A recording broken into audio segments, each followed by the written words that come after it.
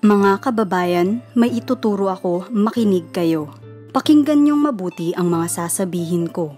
Tuturuan ko kayo gamit ang mga kasabihan, i-explain ko ang mga nangyari noon na mahirap maintindihan.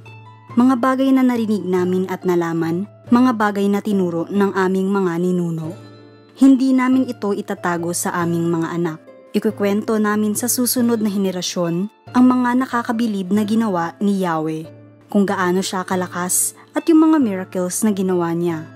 Gusto niya kasing malaman ito ng mga susunod na henerasyon, kahit yung mga ipapanganak pa lang, ipapasa nila ito sa magiging anak nila.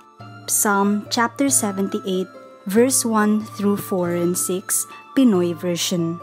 Sa nagdaan na panahon hanggang ngayon, maraming natututo sa Biblia mula sa systematic theology first, na na-handover sa kanila bago basahin at malaman ang buong narrative ng Biblia. Nang dahil dito, nababasa ang Biblia sa lente ng systematic theology na kung saan hindi siya ang konteksto ng mga biblical authors at audience nito. Tara, tutuklasin natin ano ba ang storya na nilalahad ng Bible from Genesis to Revelation. Ano ang konteksto ng biblical audience tulad ng Ancient Near East, papuntang Second Temple period at Greco-Roman world. Basahin natin mula sa mata at tenga ng isang ancient audience at paano ito makakatulong, edify o makakapagpayabong ng ating pananampalataya at pagtitiwala sa God of the Bible. Welcome to the Lord of Stories.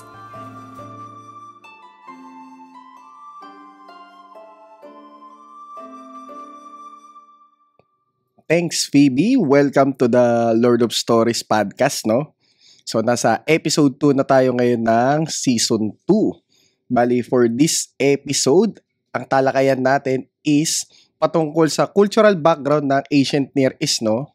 Mahalaga na malaman natin ito kasi ito yung mundong kinalakihan ng mga Ancient Israelite kung saan nag-emerge ang first part ng ating Bible.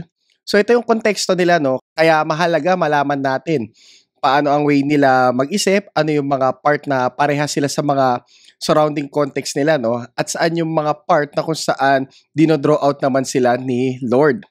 Patungkol doon sa mga binabanggit na konteksto sa Bible, normal na pinag-aawayan, di ba, sa interpretation. Hindi mo kasi binabasa sa context, no? Hindi mo binabasa in context.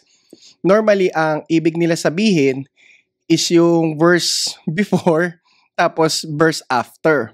Pero alam natin medyo tricky na mag-function yung language, especially kung gumagamit ng figures of speech yung mga tao, di ba? So yung mga figures of speech, napaka-specific nun dun sa culture na kinalakihan nun. Kaya minsan kahit i-translate natin, katulad ng sinabi ko sa mga ibang episode, di ba? Parang hindi niya kagad nakaka-capture yung meaning. So, isa sa mga pinakamahalagang context sa Bible, which is yung cultural and historical context. Na kahit pa paano, kapag nalaman natin kung paano pala sila way mag-isip, di ba? So, kahit pa paano, hindi tayo prone na ma-misinterpret natin yung mga sinasabi nila or kung paano sila way mag-isip. So, yung most of na materials na babasahin ko ngayon is manggagaling siya sa cultural background study Bible, no? Yung parang pinaka-intro bago magsimula dun sa Book of Genesis.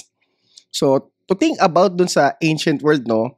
Pwede natin gamitin na metaphor ang isang cultural river na dumadaloy sa societies at kaisipan ng mga tao at bansang parte ng Ancient Near East.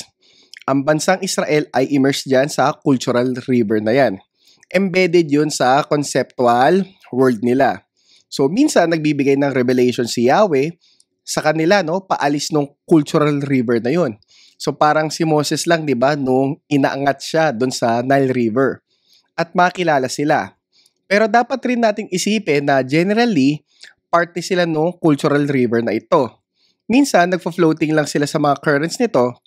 Minsan naman, nag-iiba sila ng direction, no, out of those currents and stood apart. So, minsan talagang sumusuong sila ng pakontra dun sa cultural river na yun.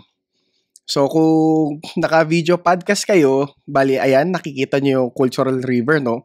So, galing pala ito sa presentation ni John Walton about doon sa hermeneutics of origin, na kung saan nagpakita siya ng cultural river, no? kung ano ba yung mga bagay-bagay na normal dun sa ancient Near East society.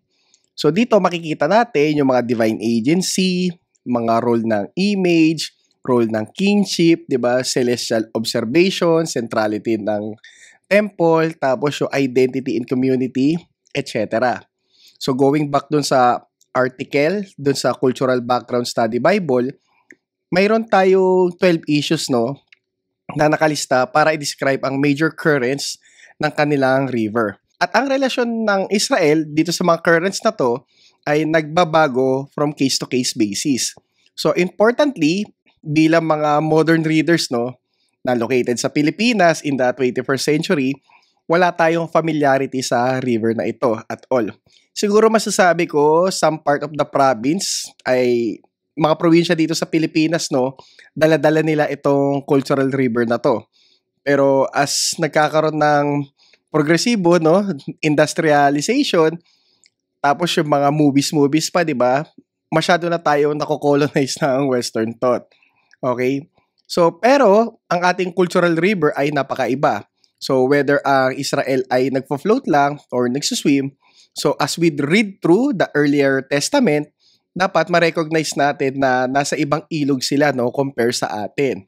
So para mas ma-interpret natin na maayos ang earlier testament or let's say no yung buong Bible. So dapat mag-dip tayo doon sa cultural river. So for earlier testament, ancient Near Eastern culture, so pagdating naman doon sa latter testament or latter covenants no, Second Temple period at Greco-Roman world. So, ito yung isang example ng cultural river no na kung saan parte tayo ngayon. Makikita nyo dito yung individualism, western na western, 'di ba? Capitalism, social media, which is uso-uso ngayon, 'di ba? So, natural laws, human rights, market economy, democracy, etc., etc. Ngayon, magsimula na tayo dun sa dosing issue na 'yon. So, number 1, great symbiosis. So, symbiosis no meaning yung namumuhay kayong magkasama. Yun nga lang, at times, nagsisik ng advantage yung isa or naglilive kayo in harmony. Ang mga tao sa ancient world naniniwala ang mga Diyos na ginawang slave laborers ang mga tao. Makikita natin to no, sa mga creation myths dun sa Babylon, yung mga literature nila. Kasi no, pagod na daw yung Diyos na magpalaki ng mga kanilang pagkain no, at pag-aalaga sa kanilang sariling pangangailangan. Kaya inaalagaan ng mga tao ang mga Diyos. Yun na nga no, na mumuhay ng mga marangya itong mga to. Alagang-alaga mula sa pagkain, inumin, damit, tirahan, at etc. So in return, itong mga Diyos na to, no, na inaalagaan din ng mga tao, syempre meron din silang sariling interest. Yun nga lang, di ba? Ang Israel ay tinawag sa napakaibang way ng pag-iisip. That time, no, kasi si Yahweh ay walang pangangailangan. So kung paano tinatrato ng mga ibang neighboring countries nila yung mga Diyos nila, no, dapat hindi nila itrato ng ganon si Yahweh. So number 2, presence of God in sacred space. So kadugtong ito ng number 1, ang mga tao noon sa ancient world ay nagde-desire na mga yung Diyos nila no, ay makasama nilang manirahan. Which makikita natin yung team na yun nandun sa Bible. More likely, gusto mag-dwell ni Lord no, kasama tayo. Kaya napaka-importante sa mga ancient people na maalagaan yung kanilang Diyos. At importante talaga yun sa mga tao. So, syempre, by doing that, nakakakuha sila ng blessing, di ba? Ang presence ng Diyos ang nagkikreate ng sacred space na kung saan nire-respeto at ginagalang. Yun nga lang, limitado lang ang access nito sa kadahilanan na may mga purity requirements. Makikita natin yan sa Book of Leviticus, no? So, something like similar yung Israelites. Okay? So, combined with the great symbiosis, pinapakita nito bakit ang lahat ng religion sa ancient world ay lokal. So, kada lugar parang lumalabas iba yung Diyos, no? Yung mga naninirahan lang sa vicinity ng temple ang pwede mangalaga sa Diyos. At ang mga Diyos ay magkakaroon lang ng interes sa pag-provide at pagprotekta sa mga nangangalaga sa kanila. Hindi ibig sabihin nun na mahina sila, no? Beyond dun sa area ng nasusakupan nila. Rather, wala silang pake dun sa ibang lugar. Ang kanilang pangangailangan ang importante. So ang Israel naman ay seryoso din no dun sa about sa sacred space nila. Pero yung ibang uri ng Diyos si Yahweh. Number 3 sa mga pointers natin do sa issue sa cultural background. Gods in community. So marami no. Ang polytheism sa ancient world, so wait no, ano ba yung polytheism na yun? So medyo charged yung salita. So yung polytheism is a belief dun sa maraming Diyos. Depende kung paano mo siya i-define.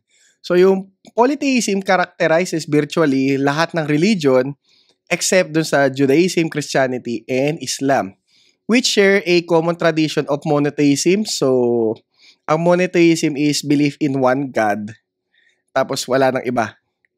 Pero nagkaroon ng research ngayon sa biblical studies na more likely hindi monotheism ang view mula Old Testament papuntang New Testament. So medyo problematic yung term na monotheism. Pero i-discuss na lang natin yan sa mga ibang episode. So sometimes, yung mga above many gods do sa polytheistic religion, meron tinatawag na supreme creator or focus ng devotion. So katulad sa mga phases no, ng Hinduism. Okay, so sometimes, yung mga God is kino-consider na less important than some higher goal of state. Katulad naman sa mga Buddhism, no? So typically sa mga polytheistic cultures include no yung belief dun sa mga demonic and ghostly phases in addition dun sa mga gods, and some supernatural beings will be malevolent or masasama, di ba? So kahit doon sa mga monotheistic religion, hindi pa rin maiiwasan yung magkaroon ng belief sa mga demon. Katulad ng sa New Testament Christianity. So itong source na to, no, kinote ko from Britannica. Pero ayun nga, medyo problematic yung monotheism based dun sa parang unang na-imagine ng tao kapag narinig nila yung monotheism na yun. So nagkakaroon ng consensus ngayon sa biblical research na parang iba yung framework doon mismo doon sa Word of the Bible from Old Testament to New Testament. So nature ng polytheism, so ito yung discussion, no, more likely mas malapit dito yung worldview ng Bible mismo. In the course of analyzing, so recording various beliefs connected do sa mga gods, so historians sa mga religion, no, so may ginamit sila mga category so para i-identify yung different attitudes toward God. So later part ng 19th century, yung term na henotheism, no, nagamit. So used to referred, so pag-angat dun sa isang Diyos compare dun sa mga ibang Diyos. And then meron naman din tayong tinatawag na monolatry. So connected siya pero different sense. So it refers to the worship of one God as supreme, as the sole object of worship of a group, while not denying the existence of other gods or yung mga other deities na nagbebelong dun sa other group. So the term henotheism is also used to cover this case, or more generally, to mean belief in a supreme single God without denying to others. So may existence yung iba, pero nag-iisa lang yung supreme being. So this seems to have the situation for a period daw, no, in ancient Israel in regard to the cult of Yahweh. So yung monotheism kasi lately lang rin na coin yung term na yun eh. So once na ma-recover ko ulit no, yung episode dun sa The Lord of Spirits podcast, ayan, ma-share ko sa inyo kung kailan lang nag-appear yung term na monotheism. So yung polytheism dun sa ancient world na yun is hindi lang naman about dun sa numero. So going back dun sa cultural background study Bible. So sa ancient world, ang identity ay natatagpuan sa community rather sa pagiging isang individual. So normally, yung mga themes ng mga Disney films, di ba, is yung you can be yourself, o yun, yung pagiging isang individual mo. So katulad ng mga tao, ang mga Diyos, natatagpuan nila identity nila sa relasyon nila sa mga group na kung saan sila kasama. Kaya galit na galit si Yahweh, di ba, dun sa part ng Old Testament na hindi nagagampanan ng Israelites yung dapat nila gampanan. Kasi 'di ba, maa-attribute sa kanya yun eh bilang Diyos nila. So kada Diyos may kanya-kanya silang attributes, just as ang mga tao may iba't ibang skill at abilidad. Katulad sa mga human communities, sa community ng mga Diyos, mayroon din silang hierarchy. So, ito yung mga pantheon ng mga gods, no? Pero, ano ba yung pantheon na yun? So, from Wikipedia. So, yung pantheon ng mga gods is common dun sa mga polytheistic society. Na kung saan, di ba, meron tayong mga gods, goddesses, na nire-reflect yung mga social values nila, no? Pero yung sense din nun. So, doon sa mga pantheon, meron silang mga hierarchy or mga value. Parang different function, di ba? Pero kang God of War, God of the Underworld, God of the Seas. So, parang ganun yung lumalabas. God of Crops, God of Wine, di ba? May mga specific power yung bawat mga gods. Kumbaga yun yung ibig sabihin doon sa pantheon. So, kada Diyos, parang unique sila, no? Tapos, may mga hierarchy, sino yung mas malakas doon sa iba, bali, ganun siya. Nare-reflect nun yung sa mga human culture, no? Or sa human nature. So, nowadays, karamihan ng mga historical, polytheistic religion, ayun, nire-refer na lang natin as mythology. So, sa pantheon ng mga Diyos, characterized by hierarchy, going back dun sa cultural background study Bible. So, meron sila mga cosmic God, ayun nga, Diyos ng araw, Diyos ng buwan, etc. So, may mga national God sila, may mga city patron, tas may mga clan deities, ancestral deities. So, dami, no? Iba-iba. At saka yung mga differentiation. So, depende sa jurisdiction or attributes ng mga gods na ito. So, given this cultural reality, pwede natin may speculate, no, na mahirap para sa mga Israelites na mag-adjust dun sa iisang supreme God lang, di ba? So, spanning lahat ng levels ng hierarchy at lahat ng categories ng jurisdiction. Kaya makikita natin kapag nagbasa tayo ng Old Testament na hindi nila maiwasan yung bagay na yan, no? Lalo na about sa mga pananim nila, etc., etc. Number 4, doon sa mga issue. So, revelation at manifestation ng mga Diyos. Ang mga Diyos sa ancient world, karaniwang hindi naman pinapaniwalaan na darating. So, ang ibig sabihin lang nun, hindi sila pinapaniwalaan na i-reveal nila ang sarili nila sa pangkalahatan. With exception sa nagre-respond sa divination. So, ano ba yung divination? So, practice siya sa pagdetermine ng hidden significance, no? Or yung mga cause ng events. Or sometimes yung pag-foretell ng future. Base doon sa mga natural, psychological, or ibang technique. So, nakikita naman to sa karamihan ng mga civilization, both ancient and modern. At sa mga probinsya, kahit papano, nakikita rin natin ito. Or sa tabi na lang ng Quiapo Church. So, it is encountered most frequently contemporary as mass society in the form of horoscope. So, ayan na nga, di ba? Mga horoscope, astrology, crystal gazing, tarot cards, and Ouija board. So, mga uri yan ng divination. So, dahil dito, balik to sa cultural background study Bible, hindi sure, no, yung mga tao kung ano ba talaga ina-expect ng Diyos sa kanila. Except doon sa inalagaan sila, di ba? So, whenever na may masamang mangyari, ang mga tao sa ancient world, ina-assume na na-offend nila yung Diyos. Even though ang mga Diyos, hindi naman nila nire-reveal ang sarili nila or yung mga expectations nila. Bukod dun sa yung parang kailangan mo sila alagaan. So, nagmamanifest naman sila sa iba't ibang paraan. Ang araw, buwan, between. So, makikita natin, no, may mga glimpse niyan rin sa mga Old Testament, lalo na nung huminto yung araw ba yun or yung buwan sa Book of Joshua. So, na-interpret nila as that yun. So, ang pinaka-importante ng manifestation ng isang Diyos ay ang kanyang image. So, Genesis 1. God created human in His image. Okay? So, na kung saan ang Diyos mismo ang nagko-commission, so, manufactured sa mga pinakamagandang materyales sa tulong ng Diyos at saka ritually i-energize. So that yung presence ng Diyos is ma-house, no, dun sa image na ginawa or let's say dun sa rebultong ginawa. So, magte-take ng residence dun yung presence ng Diyos. So, yung image, hindi Diyos yun. Alam nila yun. Kundi manifestation lang ng Diyos. And therefore, pwede ito magsilbing mediator para sa presence ng Diyos. Ang mga Israelites naman ay walang mga mediator, walang mga man-made image na makakapag-accomplish ng bagay na yun. At walang kailangan si Yahweh na kailangan i-meet through dun sa image na yun. Kasi nga, yung image niya ay tayo. So, pag nasa Genesis 1 tayo, dun na lang natin siya i-explore. So, spirit world. Sa ancient world, ang reality ng spiritual beings ay extended beyond doon sa mga Diyos mismo, no? So, hindi lang mga Diyos yung mga spiritual beings. Ang mga ibang klaseng spiritual beings, kasama na doon yung mga chaos creatures, demons, servants ng Diyos, spirit ng mga yumaong tao.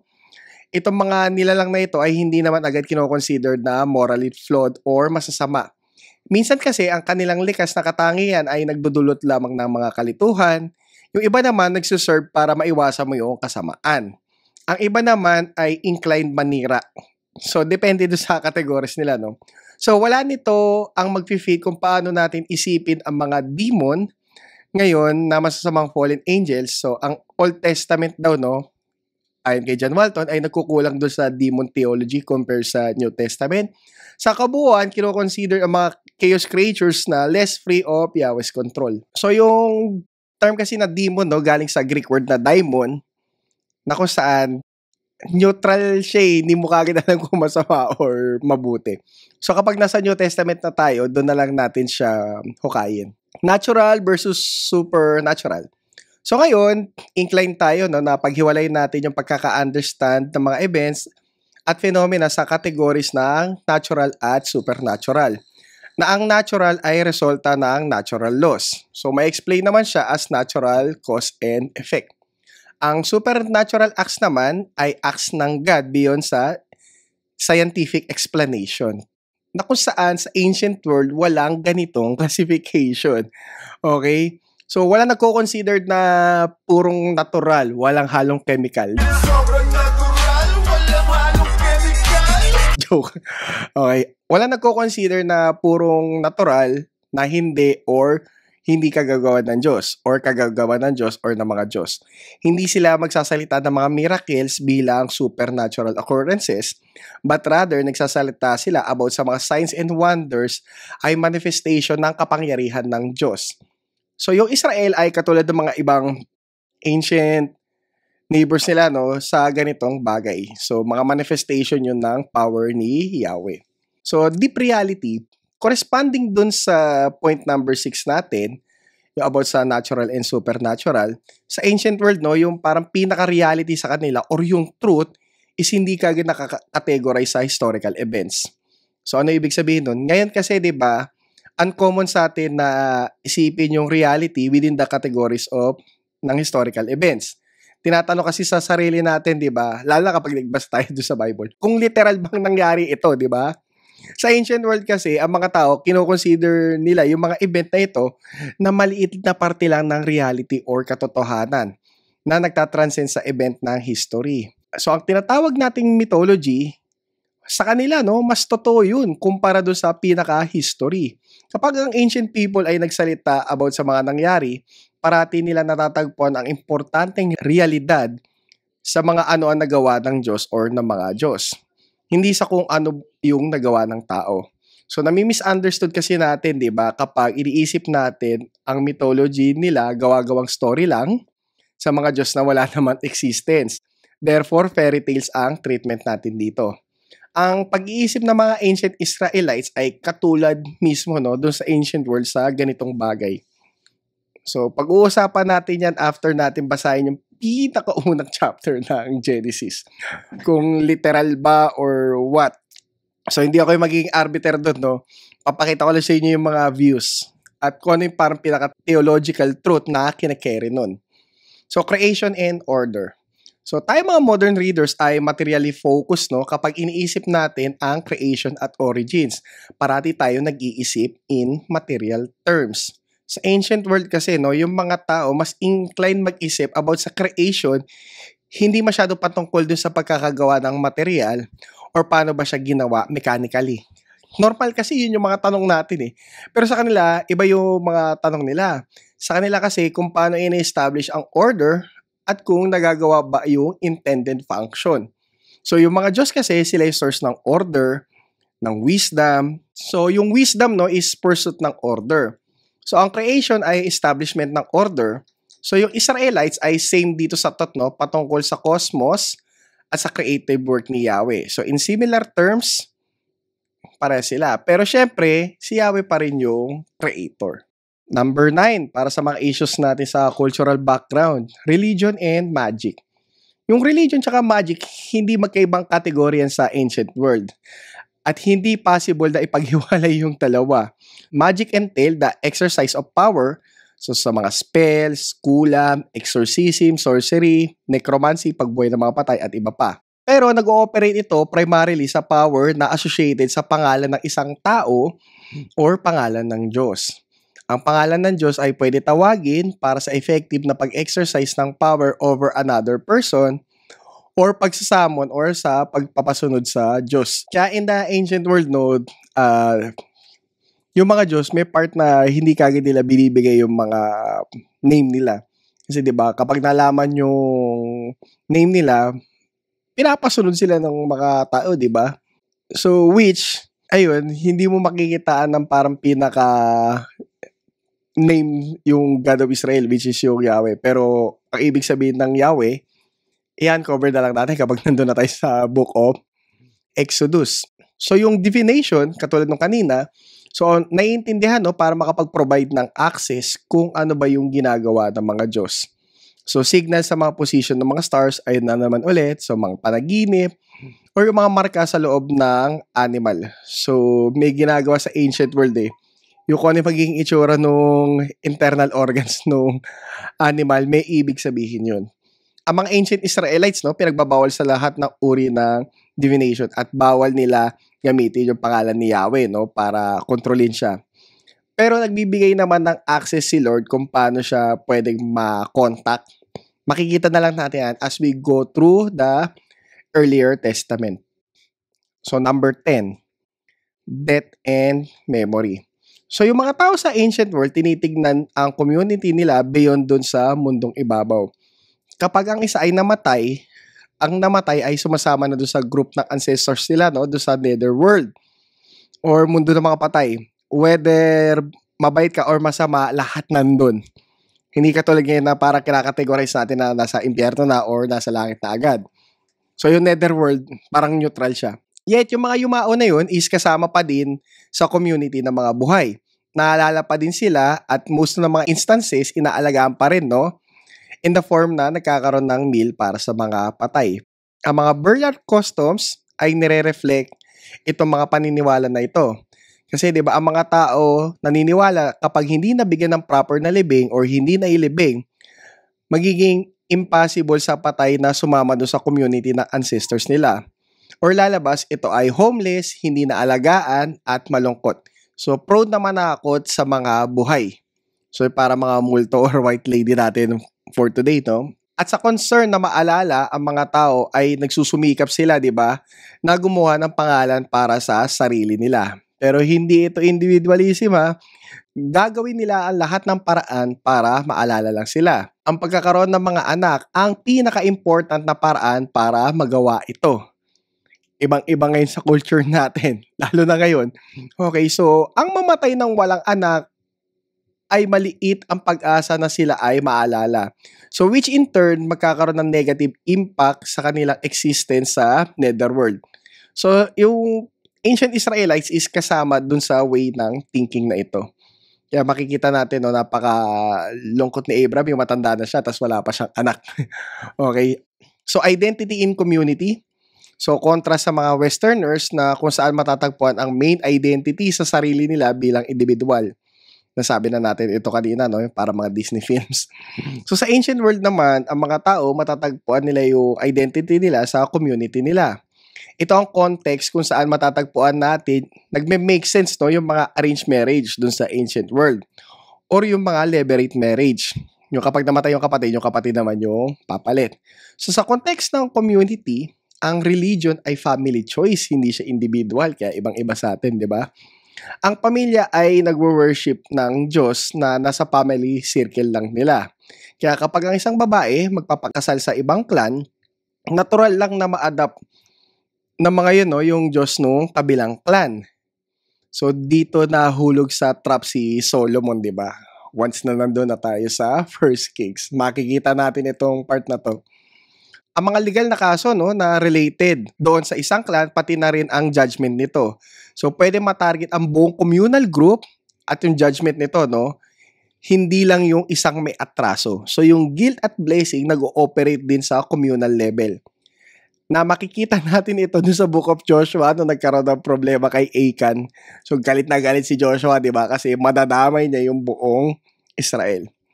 So yung Israel sa perspective na to is save naman sila.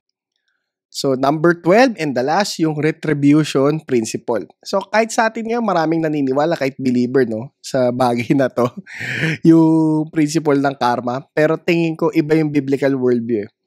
So, yung mga tao, naniniwala sila na yung mga mabubuti, sumasagana, at ang mga masama naman ay nagdudusa. Ito ay napupunta sa paniniwala na kung ang isa ay piniplease yung Diyos nila, makaka-receive sila ng blessing. So, kung hindi naman, magagalit ang mga Diyos.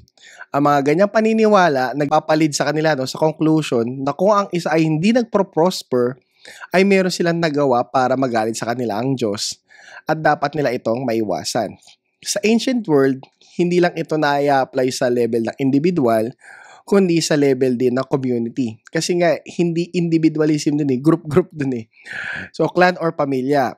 So, itong particular belief na ito ay problematic para sa ating mga modern Bible reader kasi some of the Psalm and Proverbs seem ina-affirm itong principle na to. Kung nandun ka lang sa mga Psalms of Proverbs. Pero kapag binasa mo yung buong Bible, lalo na doon sa part ng mga Job, Ecclesiastes, etc., makikitaan natin na merong nuance itong principle na to.